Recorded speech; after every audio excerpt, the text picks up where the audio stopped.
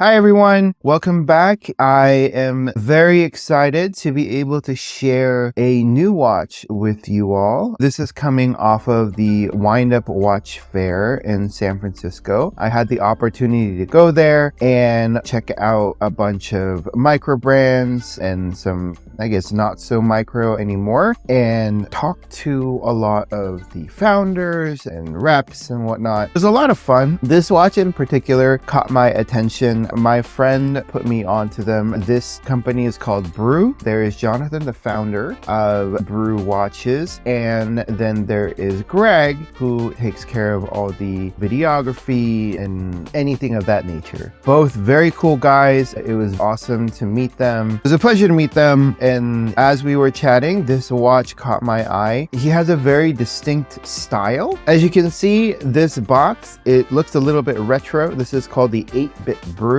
I really like this watch. So looking inside the box, we have a tin. This reminds me of the old fossil tins. It's got that retro vibe all the way through. And then we open it up. We got the warranty card, the instructions, and then a cloth. On the cloth, it says 8-bit Brew. So we pop it open, and then we have the watch. It's a really cool dial, definitely that retro vibe. You've got the retro hands on the chronograph, you have the Brew in a retro style, then you have the iconography. Just all of it is very retro. The coloring, it's a little bit faded. This over here kind of reminds me of an Electro, you know, the Pokemon. You'll notice that the shape is square, and I did get a chance to ask him about this. I asked him why square.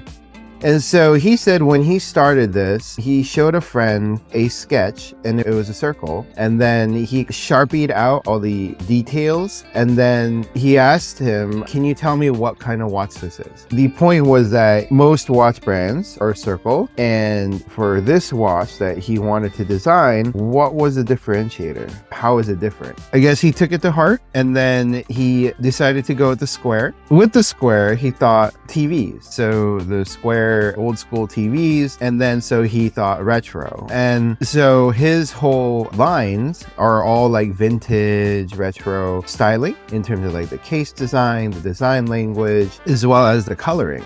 So let's go deeper into the watch. The hands actually remind me of Sheriff, which is this old retro game. And then you have these 5-minute markers. Those remind me of lasers, or maybe they could be swords or lanterns. It's definitely different. The color contrast is really cool too, with the faded orange and blue and yellow on the black. I will most likely throw this on a rubber strap. I'm going to look for like color. I'd probably go with Deluxe. I did go by their stand and looked at a few color variations. I am contemplating, so I haven't pulled the trigger yet on which strap I want to put this on, but most likely it will go on one of those. The interesting thing about the chronograph is that this time right here, this is 30 to 35 seconds. On his website, it explains it, but this is essentially how long it typically takes for a barista to extract the perfect shot of espresso. And that ranges from 25 to 35 seconds. And you'll see that there are extra markers around here to signify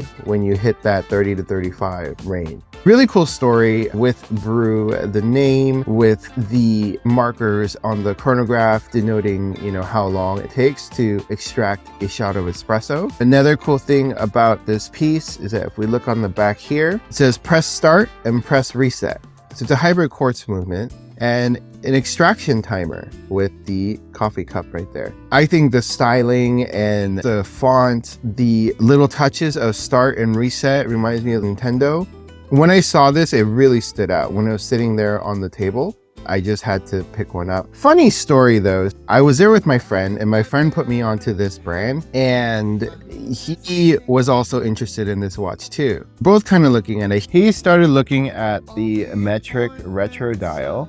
While he was looking at that piece, I was handling this one, and I said I wanted it, and Jonathan said they actually only had one. And so I was like, I'll take it. And then my buddy got a little mad because he wanted this one too, but he got distracted. So it is what it is. I love that. Sorry? Do you guys have inventory here? I brought one of these. One of these? Yeah, I only have one. Do you still have it? No, I want it. All right. I asked first. Fight to the death. Wait, you have one that you can sell? Yeah, I brought one. Can I? Yeah, if you're interested, I'd be more than happy to prepare that. Absolutely. Yeah, definitely. I mean, end of the day, he also ordered one online. He did pick up the metric, which is also a fun watch. I am tempted by that one. I didn't pick one up, but maybe I will. We'll see. I am definitely loving the brand so far. I really love the founder. He's an awesome guy. If you ever get a chance to meet him, I would totally recommend it. He's just a cool dude who likes talking watches. It comes on this leather strap. Feels pretty nice. It's very soft. The strap also has a release on the inside, so fully recognizing that a lot of watch nerds like to swap straps and change up the look of the watch. All in all, fantastic watch. I'm gonna have a lot of fun wearing this one. Let's look at the measurements. Across from side to side, it's at 38 millimeters side to side, and top to bottom we got 41.4. And then if we go by screen size, corner to corner, you got 48.2. So it's definitely not a small watch, right? But you know, it's not too huge either. I think it sits well on my wrist, and it could probably sit well on wrists a little bit smaller than mine as well. If we look at the thickness, 10.8 is definitely not too thick. It does look a little bit chunky. I think that's because of the styling of the case, but 10.8 is respectable and is not too high. Let's start on the strap too. Starts at about 21.2 and tapers down to 17.4. So good taper on the strap. It's got Brew engraved on the buckle. Let's take a look at the weight. I won't be doing the accuracy because it is a hybrid quartz movement, so no point in doing that. This watch is 70 grams. Feels great on the wrist, not too heavy. Even though it's a stainless steel case, because it's a leather strap, it's not going to be as heavy as a bracelet watch. There is no lume on the watch, which is fine. Let me throw it on the wrist so you can see what it looks like. And there you have it.